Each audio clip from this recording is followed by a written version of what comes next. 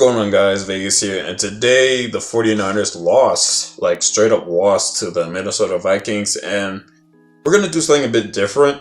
We're just gonna react to Troy Aikman and Joe Buck's like quick recap or quick analysis of the game. For me personally, I don't have a strong opinion on both these teams yet because for the 49ers, I'm not sold on Brock Purdy yet.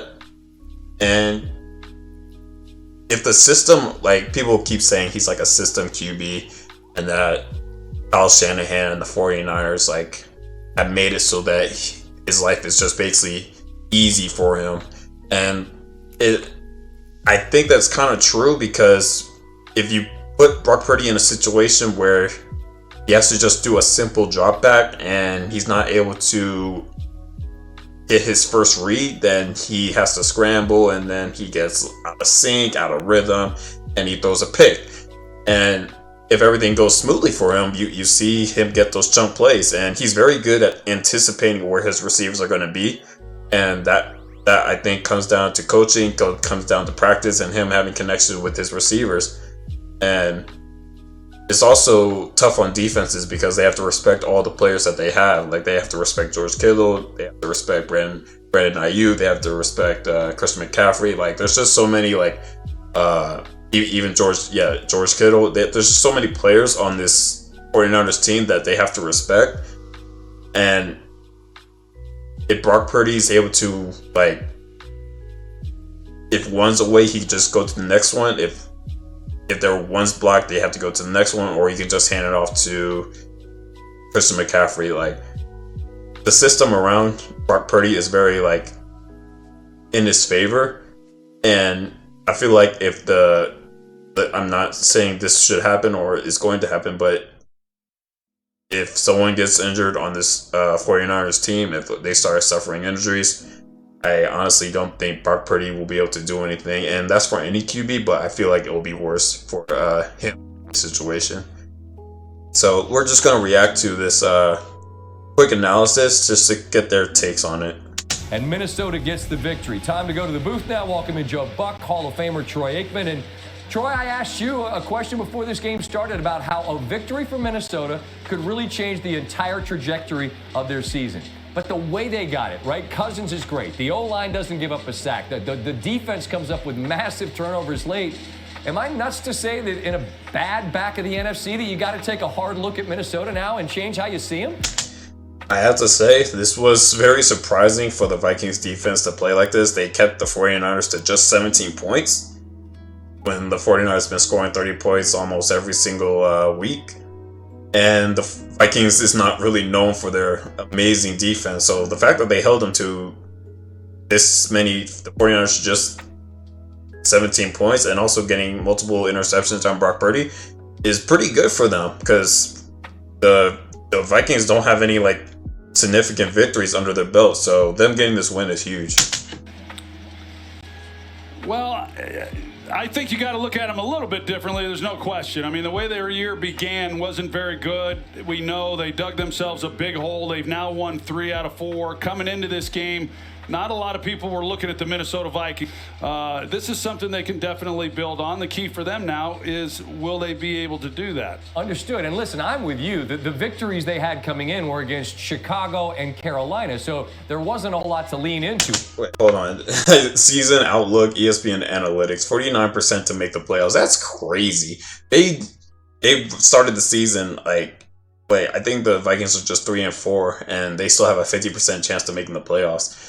And I think that's kind of crazy because it just shows the Vikings schedule that they still have a chance to actually just to straight up get in. That's I just wanted to say that real quick because I didn't see that. They had coming in were against Chicago and Carolina, so there wasn't a whole lot to lean. I do think though is if they do get into the playoffs, they'll just run into the same issue that they did last year, and then they'll be a first round out because the Vikings haven't really shown that they can just blow teams out or at least get a convincing win. They're always in these tight games, and if the Vikings are matched up with a team like that can actually compete with them, then I don't think they'll be able to win. I don't think they'll be able to beat the 49ers a second time. That's what I'm saying. If the 49ers and Vikings met again, I don't think they'll win. I'm just making a guess.